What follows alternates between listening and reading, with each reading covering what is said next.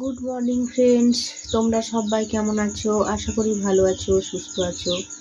আমি সকালবেলায় উঠেছি, সকাল 6টায় উঠে পরে ব্রাশ করলাম, ফ্রেশ হলাম, আর মুখে একটু সানস্ক্রিন মাখলাম, মেখেই বসেছি। এরপর খাওয়া দাওয়া করব।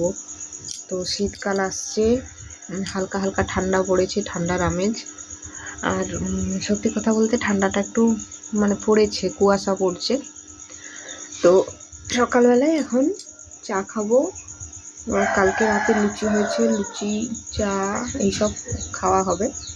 তো দেখা যাক কি খাই না খাই। আর ভাবলাম সকাল সকাল তোমাদের সামনে একটু চলে আসি। আর এই যে দেখো, আমার কালকে একটু কাজল পরেছিলাম। কি বলতো, চোখগুলো সবসময় কীরকম একটা জ্বালা জ্বালা করছিল, চোখ থেকে জল পড়ছিল। তো ভাবলাম একটু চোখে কাজল বলে চোখটা একটু পরিষ্কার হবে, তো ওই জন্য পরেছিলাম। আর এই সময় ঘর থেকে তো কোথাও বেরোনো যাচ্ছে না, আর কোনো ড্রেস পরে সাজাগোজা করবো বা কিছু করবো সেটাও হচ্ছে না। নিজে নিজেই মাঝে মধ্যে একটু ঘরে বসে বসে এইসব করতে থাকি। আর কি বলবো বলো।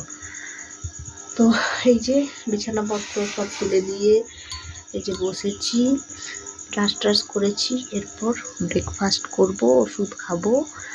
আর এই মাসটা আমি একদম কোনো স্ট্রেস নিতে চাই না, কারণ আর হয়তো 3-4 সপ্তাহ আমার চলছে 34 উইক। হ্যাঁ, 37-38, 1-2 সপ্তাহ আমার হয়তো ডেলিভারি হতে পারে। তো ওটা যেন সুস্থভাবে হয়, শুধু এইটুকুই আশা। আর তোমাদের কাছে এইটুকুই আমার চাওয়া যে তোমরা একটু আশীর্বাদ করো যেন সবটা আমি সহ্য করে সব ঠিকঠাকভাবে হয়ে যায়।